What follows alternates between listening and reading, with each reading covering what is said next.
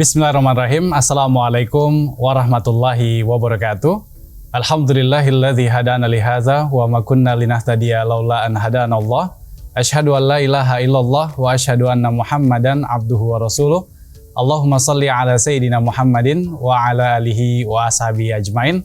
Selamat siang dan salam sejahtera untuk kita semua, terkhusus Anda, para pemirsa Tawaf TV dimanapun Anda berada. Senang sekali saya Pangeran Arsyad Ihsanul Haq dapat kembali menyapa Anda dalam program BUMN Berakhlak Warisan untuk Negeri. Perlu kami informasikan bahwa sebelum pelaksanaan ini telah kami lakukan protokol kesehatan, seluruh kru yang bertugas telah divaksin dan juga menjalani tes antigen. Baiklah para pemirsa Tawaf TV sekalian, reputasi dan karakter pemimpin serta seluruh jajarannya merupakan kunci dalam kesuksesan badan usaha milik negara. Sebagaimana yang telah ditetapkan oleh Menteri BUMN, Bapak Erick Thohir, melalui keputusan Menteri BUMN pada tanggal 1 Juli tahun 2020. Bahwasanya seluruh perusahaan plat merah wajib mengimplementasikan transformasi akhlak sebagai nilai inti ataupun core value di perusahaan plat merah. Dan akhlak sendiri merupakan sebuah akronim dari amanah, kompeten, harmonis, loyal, adaptif, dan juga kolaboratif. Dan senang sekali pada hari ini telah hadir bersama kita Bapak Afriwandi, Direktur Human Capital Management dari PT Telkom Indonesia. Dan kita bersama akan membahas tentang penerapan akhlak di Telkom Indonesia. Namun sebelum itu, kita akan saksikan terlebih dahulu video profil dari Bapak Afriwandi sebagai narasumber kita pada hari ini. Selamat menyaksikan. Afriwandi lahir di Bukit Tinggi pada 3 Maret 1971. Afriwandi kini menjabat sebagai Direktur Human Capital Management PT Telkom Indonesia sesuai dengan hasil rapat umum pemegang saham tahunan atau RUPST Telkom yang diselenggarakan pada 28 Mei 2020. Afriwandi merupakan seorang lulusan Teknik Industri Sekolah Tinggi Teknik Telekomunikasi Bandung dan meraih gelar Magister Manajemen dari Universitas Islam Sumatera Utara. Pria berusia 50 tahun sebelumnya menduduki posisi sebagai General Manager of National Segment of Welfare Service Unit PT Telkom Indonesia, Deputi Eksekutif General Manager Divisi Business Service PT Telkom Indonesia, Eksekutif General Manager Regional 7 PT Telkom Indonesia. Bahkan sosok Afriwandi juga pernah menjabat sebagai Advisor CEO PT Telkom Indonesia, SVP Corporate Secretary PT Telkom Indonesia, dan kini Afriwandi menjabat sebagai Direktur Human Capital Management PT Telkom Indonesia. Beberapa kualifikasi khusus yang diikuti Afriwandi diantaranya Seminar Global Talent and International Expansion Telkom Corporate University Bandung, Indonesia, International Leadership Program Level 1 INSEAD di Fontainebleau, Prancis, dan Abu Dhabi, Uni Emirat Arab. Pelatihan kepemimpinan level 1 atau SUSPIM Telkom Indonesia di Bandung, Indonesia. Pelatihan penting kepemimpinan di Universitas Columbia, New York. KTT Tempat Kerja Digital Gartner di London, Inggris. Pertemuan kelompok ahli indikator telekomunikasi ICT IGTI dan pertemuan ahli ke-7 kelompok indikator rumah tangga ICT IGH di Jenewa, Swiss. Selain itu, Afriwandi juga sukses meraih penghargaan di antaranya nilai luar biasa dalam program kepemimpinan internasional level 1, 3 besar pelatihan kepemimpinan level 1 atau SUSPIM, Satya Lancana Wirakarya, Telkom Indonesia Corporate of the Year 2020, Corporate Secretary and Corporate Communication Terbaik Indonesia, dan masih banyak penghargaan lainnya yang telah diraih Afriwandi. Baik para pemirsa, baru saja kita menyaksikan video profil dari Bapak Afriwandi sebagai Direktur Human Capital Telkom Indonesia. Dan langsung saja kita akan sapa Bapak Afriwandi yang telah hadir di samping kita pada saat ini. Assalamualaikum Bapak. Waalaikumsalam. Gimana kabarnya Bapak? Sangat baik, sehat, alhamdulillah. Alhamdulillah ya, mudah-mudahan Bapak dan kita semua terutama penonton terbebas dari pandemi COVID-19. Dan Bapak, saat ini saya senang sekali bisa duduk di samping Bapak untuk berdiskusi dan banyak mencari ilmu terkait dengan Telkom Indonesia, khususnya penerapan akhlak, Pak. Karena kita tahu bahwasanya Telkom Indonesia adalah perusahaan yang sangat besar yang bergerak pada bidang jasa. Dan Telkom telah berdiri sejak tahun 1965. Berarti sekarang memasuki usia yang ke-56 tahun. Nah, pasti ini ada rahasia-rahasia dan kiat-kiat bagaimana di usia yang panjang ini Telkom bisa tetap eksis dan bahkan terus berkembang sampai saat ini. Nah, kita ingin tahu jawabannya ini dari Bapak Direktur. Mas Pangeran, dalam perjalanannya sebagai perusahaan teknologi, Telkom sangat akrab dan sudah terbiasa dengan berbagai perubahan atau transformasi. Hal ini dipicu oleh perkembangan teknologi di dunia yang sangat cepat dari waktu ke waktu. Seperti kita ketahui bersama, Telkom hadir semenjak era telegram, kemudian telepon, dan selanjutnya berkembang ke era seluler dan internet, hingga ke era digital seperti saat ini. Perubahan atau transformasi tersebut hanya bisa dilakukan apabila perusahaan, dalam hal ini Telkom khususnya, karyawannya mampu beradaptasi dan berinovasi dari waktu ke waktu. Transformasi yang dilakukan diantaranya meliputi transformasi strategi bisnis, transformasi organisasi, dan transformasi budaya. Seperti saat ini, Telkom melakukan transformasi untuk menjadi perusahaan telekomunikasi digital, di mana salah satu upaya terpenting adalah transformasi budaya perusahaan melalui penerapan core value akhlak. Seperti yang sudah sering digaungkan oleh Menteri BUMN, yaitu Pak Erick Thohir, untuk seluruh BUMN dan seluruh jajarannya. Syukur alhamdulillah, Telkom saat ini masih terus eksis dan mampu berkontribusi kepada negara sebagai salah satu BUMN terbesar, dan bahkan dalam kondisi pandemi pun saat ini formasi Telkom masih tetap terjaga dan masih dapat terus tumbuh dan berkembang. Berarti memang apa yang kita dengar tadi, Bapak juga menyebutkan tentang akhlak ya, Pak. Ya. Nah, sebenarnya core value yang disebutkan Bapak Menteri, Bapak Erick Thohir itu tentang akhlak. Tapi seberapa penting sih Pak posisi akhlak atau pengaruhnya terhadap Telkom Indonesia? Nah, ini Mas Pangeran, ini perlu saya jelaskan lebih jelas lagi ini betapa pentingnya. Ini penting sekali ya. Penting sekali. Ya. Core value akhlak ini merupakan hal yang sangat penting bagi perusahaan seperti Telkom, ya, di mana setiap insan Telkom Group harus mengerti, memahami, dan menjalankan core value akhlak dalam setiap perilaku sehari-hari, sehingga akhirnya ini akan menjadi kebiasaan atau sudah menjadi living di setiap insan Telkom Group. Nah, apa saja penjabaran dari core value akhlak tersebut?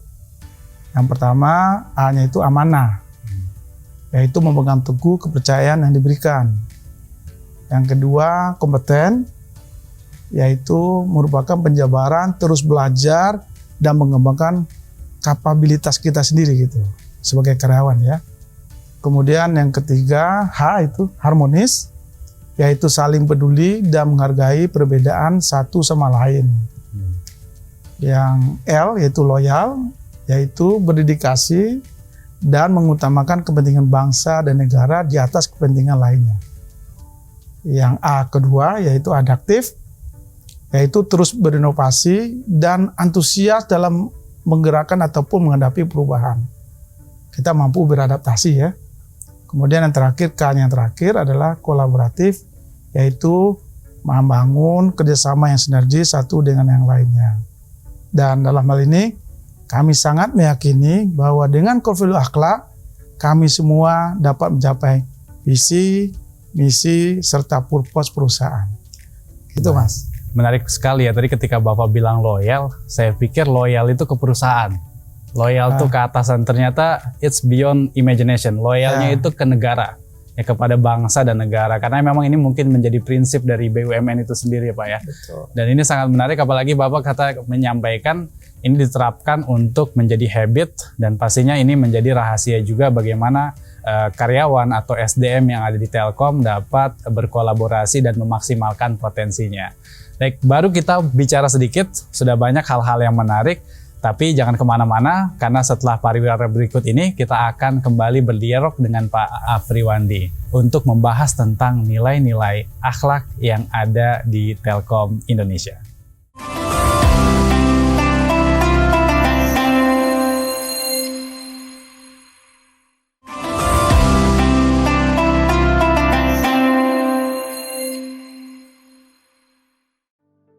Baik, kembali lagi di program BUMN Berakhlak, Warisan untuk Negeri, masih bersama dengan tamu kita yang terhormat, Bapak Afriwandi.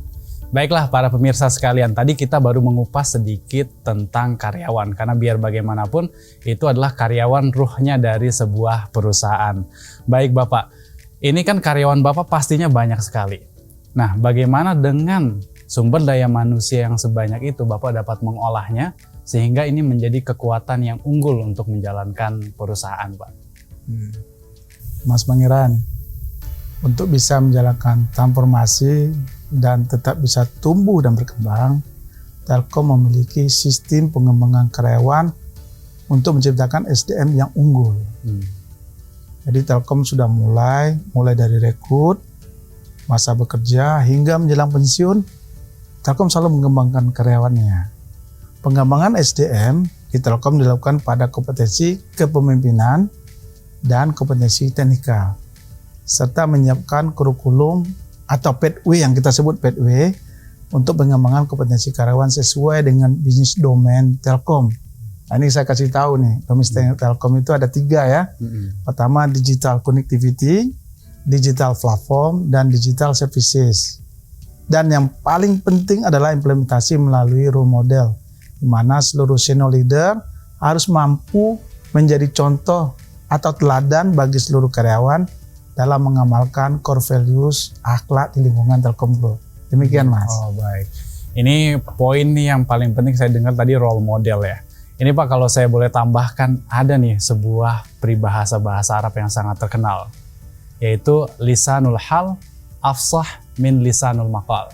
Yaitu bahasa perbuatan itu lebih fasih daripada bahasa ucapan. Nah, pastinya ketika para pemimpinnya bisa memberikan contoh yang baik, itu pasti akan memberikan kesan yang kuat sekali kepada karyawan. Mungkin itu rahasianya di Telkom ya Pak. Dari atas sehingga bawahnya dapat mengikuti, mencontoh para pemimpinnya.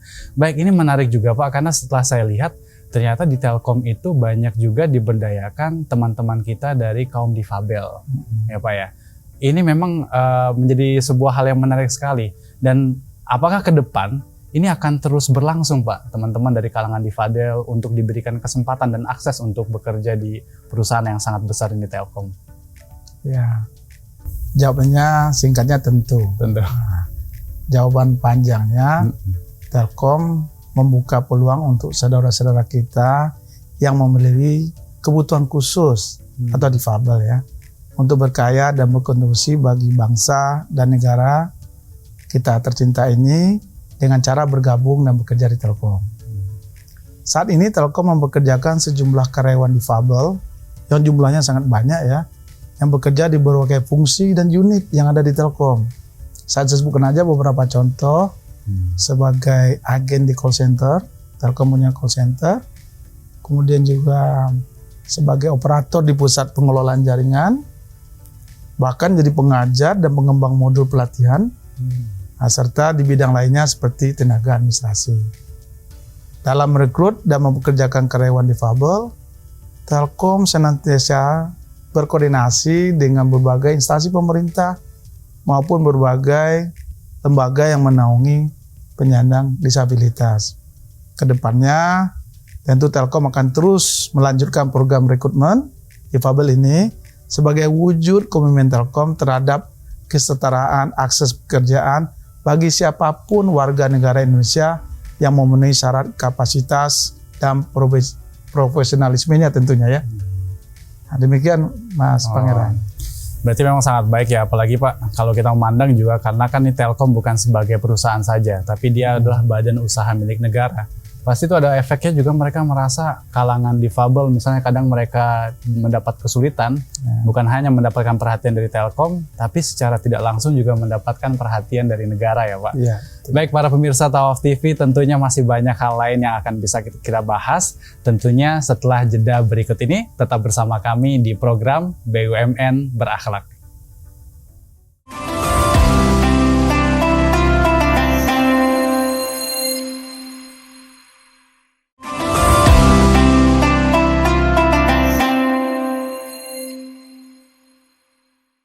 Terima kasih para pemirsa, Anda tetap bersama program BUMN Berakhlak, warisan untuk negeri, dan kita akan melanjutkan kembali diskusi kita dengan Pak Afriwandi. Pak, kalau kita lihat Telkom ini kan punya karyawan hingga puluhan ribu ya Pak. Pasti itu ada berbagai latar belakang, ras, suku, dan agama. Nah tentu sebenarnya ini adalah sebuah hal yang sangat wajar di Indonesia, kita punya kebinekaan. Tapi kan ini bisa menimbulkan potensi juga ketika tidak dikelola dengan baik. Nah, maka dengan banyaknya perbedaan agama yang ada di karyawan Telkom, bagaimana Bapak bisa mewadahi sehingga itu mereka merasa semuanya tersalurkan dan tidak ada terasa diskriminasi, dan mereka bisa bekerja dengan nyaman walaupun ada perbedaan agama di Telkom ini, Pak? Oh, itulah indahnya bekerja di Telkom. Telkom itu ada dari Sabang sampai Merauke gitu. Jadi dari Pulau Rote sampai ke Pulau Miangas gitu, di atas sana itu. Jadi kita terdiri dari banyaknya suku bangsa, banyaknya budaya dan latar belakang. Nah, dalam hal ini Telkom memberikan kesempatan yang sama bagi seluruh karyawan untuk dapat beribadah dengan aman dan nyaman bagi seluruh agama, serta mendukung seluruh aktivitas keagamaan karyawannya. Contohnya, untuk karyawan Islam yang beragama Islam, ada menjadi Taklim Telkom Group, atau lebih kita kenal dengan MTTG, yang menaungi aktivitas kerohanian karyawan yang beragama Islam. Itu menaungi seluruh Indonesia.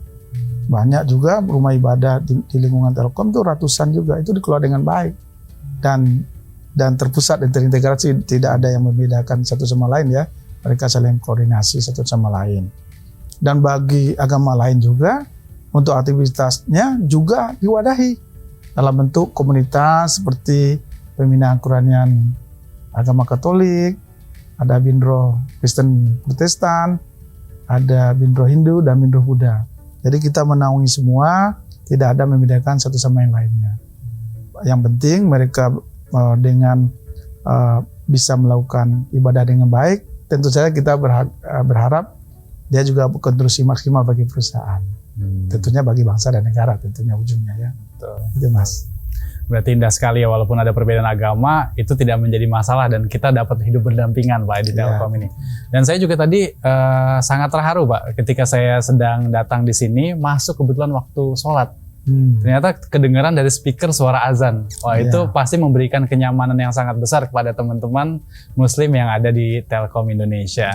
Dan juga Pak, saya melihat ini Telkom dalam sejarah yang panjang ini mendapatkan banyak sekali penghargaan, baik dari dalam negeri dan juga luar negeri. Pasti ini ada sebuah kiat khusus. Kenapa kok Telkom bisa menyabet begitu banyak penghargaan? Dan juga pasti Pak, itu cara mempertahankannya itu. Itu gimana mempertahankan penghargaan yang sebanyak itu Pak? Manajemen Telkom dan seluruh karyawan selalu berdampingan dan selalu memiliki komitmen yang sama, yaitu bagaimana memberikan hasil atau kinerja terbaik bagi perusahaan dan memberikan pelayanan terbaik bagi pelanggan dan stakeholder tentunya ya. Nah, apresiasi dan penghargaan yang kami peroleh dari eksternal maupun baik internasional maupun nasional itu merupakan buah atau hasil kerja keras dan komitmen kami bersama antara manajemen dan karyawan ya. Nah, apresiasi dan penghargaan juga kami pandang sebagai pengingat sekaligus motivasi kami untuk dapat terus memberikan yang terbaik bagi perusahaan, pelanggan, masyarakat, dan bangsa dan negara kita ini. Baik, berarti saling bahu-membahu ya Pak, dan dari direksi bukan hanya memberikan tuntutan pekerjaan, tapi juga memberikan apresiasi atas pencapaian-pencapaian yang telah dilakukan oleh karyawannya. Baiklah para pemirsa Tawaf TV dan pemirsa program BUMN Berakhlak, ini masih banyak yang bisa kita bicarakan dengan Bapak Afriwandi, namun kita akan lanjutkan setelah jeda yang berikut ini.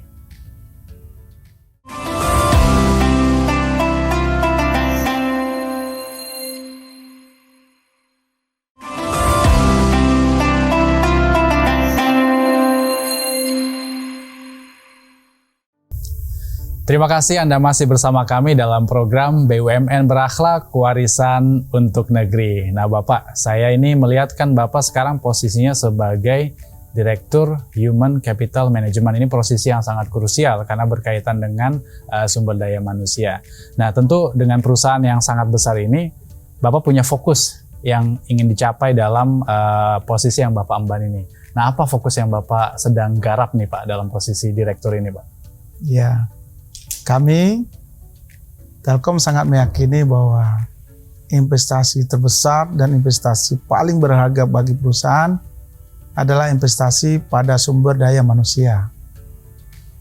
Dan tujuannya bukan hanya bagi perusahaan, Telkom juga menaruh perhatian yang sangat besar dalam upaya mencetak, mengembangkan, dan membina talenta Indonesia. Sehingga Indonesia mampu menjadikan SDM yang unggul demi kemajuan bangsa dan bangsa Indonesia. Masya Allah. Ini memang enaknya kalau kita berinteraksi dengan BUMN ya. Jadi bukan hanya berbicara tentang profit dan perusahaan, tapi punya target goal besar yaitu untuk bangsa Indonesia. Karena ketika SDM-nya yang dikembangkan berarti kan secara tidak langsung SDM Indonesia secara keseluruhan juga ikut terangkat ya. Ini pasti menarik sekali para pemirsa diskusi kita pada hari ini. Tapi jangan kemana-mana karena akan kita lanjutkan kembali setelah jeda yang satu ini.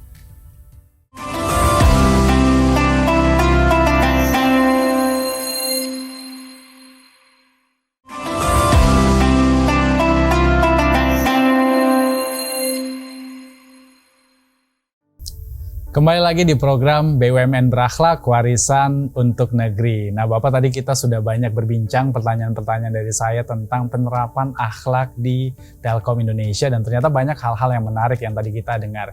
Dan saat ini tim Tawaf TV juga telah menghimpun ada beberapa pertanyaan yang masuk ke tim kami yang ingin bertanya langsung kepada Bapak Afriwandi, terutama ini dari kalangan mahasiswa Pak. Ini fresh graduate, ini udah kebaca nih. Apa keinginannya nih?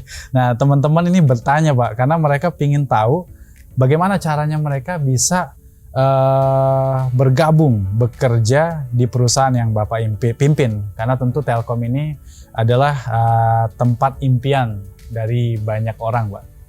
Iya, Mas Pangeran, mahasiswa jangan worry lah, jangan khawatir. Telkom insya Allah setiap tahun akan menerima rekrut baru dari mahasiswa ya. Insya Allah disesuaikan dengan kebutuhan. Nah, Telkom itu selalu membuka kesempatan bagi putra-putra putri terbaik Indonesia untuk bisa bergabung, berkarya, dan berkontribusi bersama Telkom. Dalam merekrut karyawan tentu saja ada beberapa tahapan seleksi yang harus dilalui. Di antaranya seleksi administrasi, uji kemampuan dasar, uji wawasan kebangsaan, uji personality, uji pemahaman bidang pekerjaan, tes kesehatan. Itu tes kesehatan pasti harus kita lalui aja Mas. Dan tentunya yang terpenting ini Mas, tentunya kesesuaian kandidat dengan core value akhlak. Oh, akhlak. Ya sudah di akhlak kita sepakat ya. Nah, Telkom juga melakukan kerjasama dengan Kementerian Pendidikan Kebudayaan, Riset dan Teknologi dengan Pak Nadiem tentunya untuk menjalankan program magang. Itu kita sebut dengan program magang Kampus Merdeka yang bertujuan memberikan kesempatan bagi mahasiswa untuk memahami lebih awal atau lebih dini kebutuhan industri sehingga mereka lebih siap ketika memasuki dunia kerja yang akan mereka hadapi ke depannya. Demikian Mas. Baik. Berarti teman-teman para mahasiswa Anda jangan khawatir, yang penting Anda mempersiapkan diri. Dan juga bukan hanya kemampuan dari iptek ya Pak, tapi juga harus mempersiapkan core value akhlak yang merupakan jantung dari BUMN itu sendiri. Dan siapa tahu Anda ke depannya bisa menjadi next Pak Afriwandi yang menjabati sebagai Direktur Human Capital Management di Telkom Indonesia. Bapak, ini kita udah banyak berbincang pada hari ini. Sebenarnya waktunya seperti sangat sempit, tapi kita terbatas atas waktu. Maka kami mengucapkan terima kasih sebesar-besarnya kepada Bapak Afriwandi yang telah menyempatkan sharing kepada kita pada hari ini. Mudah-mudahan ini bisa bermanfaat untuk kita semua dan khususnya untuk Anda para pemirsa Tawaf TV dimanapun Anda berada. Dan saksikan terus program BUMN Berakhlak dan juga program lainnya yang ada di Tawaf TV. Anda dapat mengikuti kami di kanal YouTube, Instagram, dan juga dapat menyaksikan kami di MNC Vision, Nin Media, Oksigen, dan juga UCTV. Baiklah, demikianlah acara kita pada hari ini. Sampai ketemu pada program BUMN Berakhlak berikutnya, Warisan untuk Negeri. Saya Pangeran Arsyad Ihsanul Haq, mohon undur diri. Assalamualaikum warahmatullahi wabarakatuh. Waalaikumsalam warahmatullahi wabarakatuh.